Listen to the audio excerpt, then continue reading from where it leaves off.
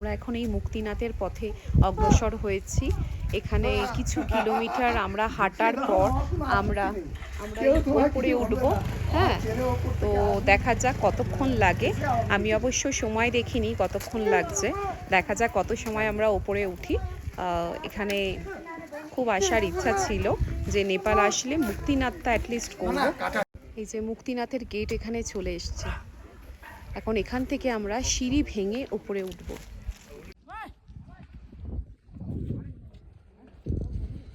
আমি এত জায়গায় ট্রেক করেছি, কেদারনাথে, অমরনাথে, তো একটা মানে ব্রিদিং প্রবলেম কিন্তু হয়নি।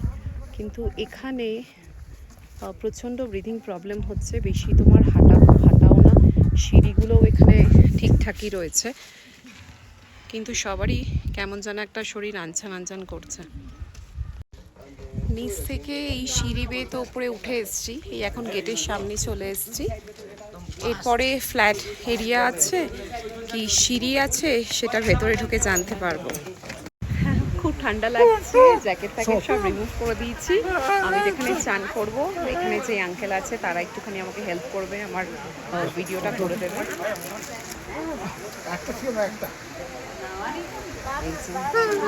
এই কাকার দর্শন হয়ে গেছে। মন্দির থেকে অনেক চাল দিয়েছে, চালটা দেখা একটুখানি। এই যে সিঁদুর মাখা চাল দিয়েছে।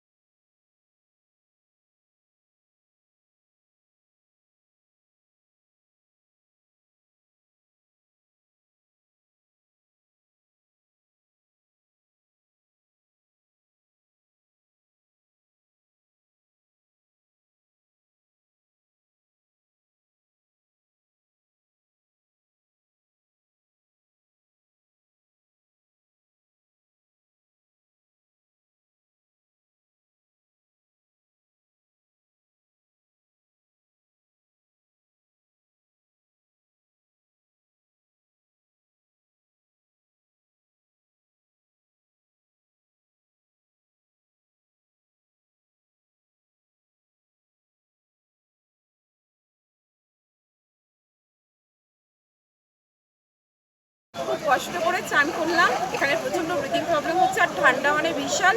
আমি জানি না এখন কত টেম্পারেচার রয়েছে।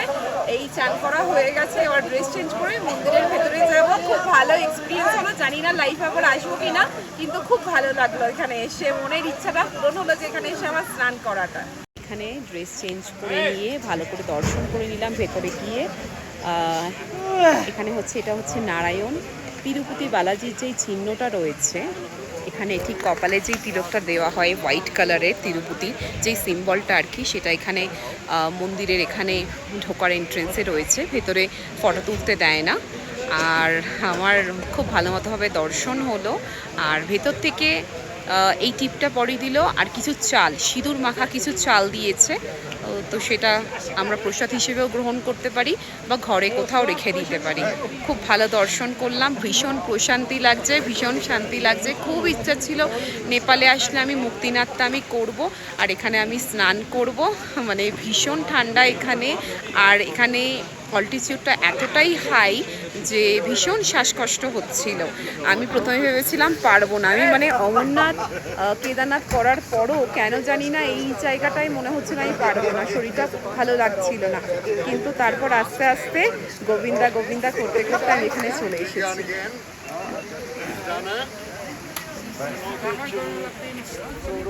এখানে একবার আমি তো এটা মন্দিরটা এটা আছে, আর এই দিকটা একবার ভিডিওটা আমি করে দিচ্ছি, কারণ আমি তো অন্য ভিডিওটা আছে, আমি জাস্ট দেখিয়ে দিচ্ছি। এই 101টা কুণ্ড আর ওই পেছনে ছোটো দুটো কুণ্ড, জাস্ট এখানটা দেখিয়ে দিচ্ছি একবার। জল পড়ছে এখানে।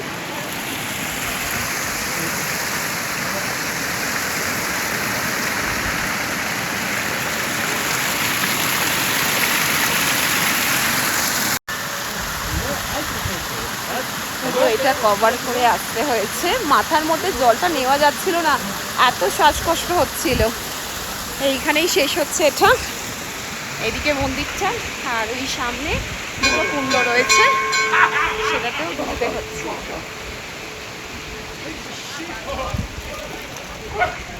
এই যে আমরা সব একই গ্রুপ মেম্বার, আমরা সব একটা টিম, সবাই মিলে আমরা এসছি, খুব ভালো মতো ভাবে দর্শন করলাম। এখানে আমাকে এই আঙ্কেলরা আমাকে ভীষণ হেল্প করেছে, আমার কেউ ব্যাগ ধরেছে, কেউ আমার জিনিসের পাহারা দিয়েছে। এনার হচ্ছে, আমার তো আইফোন 14 আর এই আঙ্কেলের আইফোন হচ্ছে 17, নিয়েও ফোন দিয়ে আমাকে ভিডিও করে দিয়েছে। Thank you. Thank you.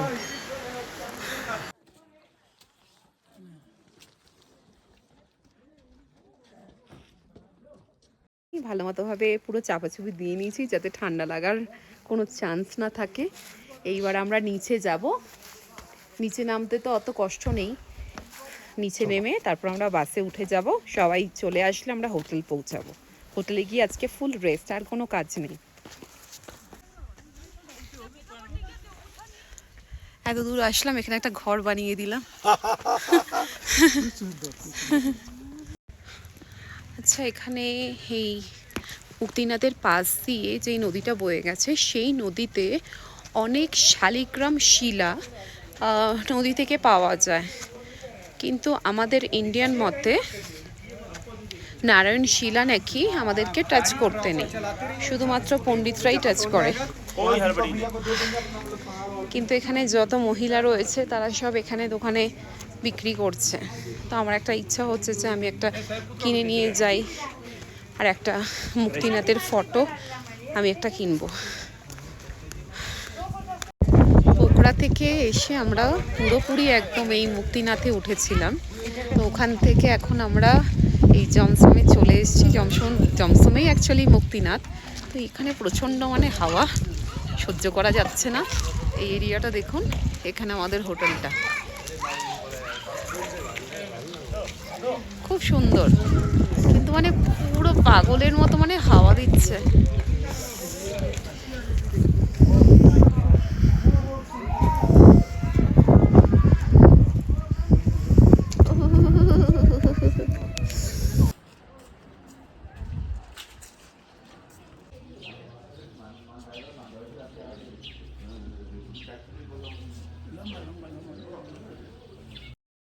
আমরা যেই হোটেলটায় উঠেছি, হোটেল জমসম প্রাইড, মানে খুব সুন্দর এখানে ভিউ। আমরা যখন মুক্তিনাথ থেকে পুজো দিয়ে ফিরেছি তখন তো প্রায় সন্ধে হয়ে গেছে, প্রচণ্ড হাওয়া দিচ্ছিল, কিন্তু এখন হাওয়াটা একটুখানি কম আছে। আর এখন বাজে হচ্ছে এই 6:38। খুব সুন্দর ভিউ চারিদিকে। এই যে এখানে বরফের যে পিকের মধ্যে এখানে অনেক মানে বরফ দেখা যাচ্ছে চারিদিকে। ফোনেতে তো সব কিছু আসেই না, খুব ভালো লাগছে। এখানে পাহাড়গুলির এত সুন্দর সুন্দর খাজ, এত সুন্দর কালার, পুরো যেন মনে হচ্ছে লাদাখে চলে এসেছি।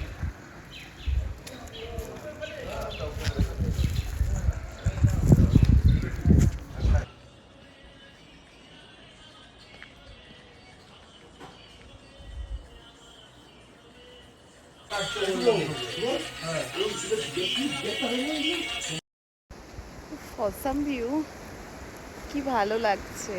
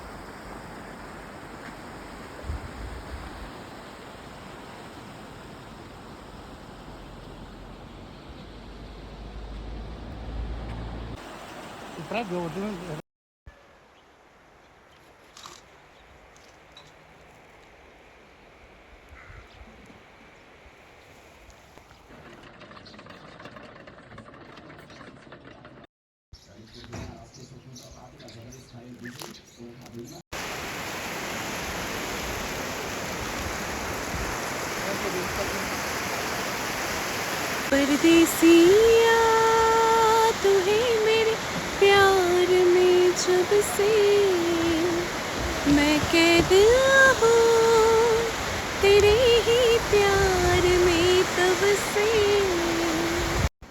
মুক্তিনাথ মন্দিরের সামনে দিয়ে বা এখানে যেই নদীটি বয়ে যাচ্ছে সেটার নাম হলো কালীগণ্ডকী নদী।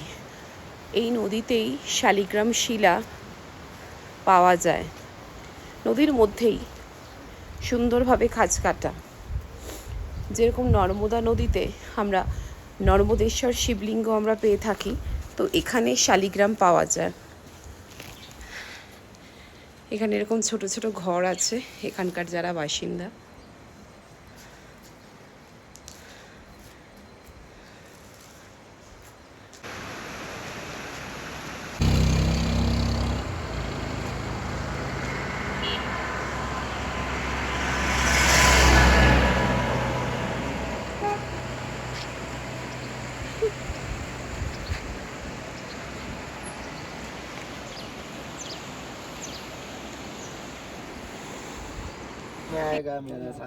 ঠান্ডায় আমাদের গোলাপ জামুন দেখো জমে গেছে, এই যে গোলাপ জামুনের মাথাও ভাঙছে না, পুরো হার্ড রক হয়ে গেছে একদম ঠান্ডায়।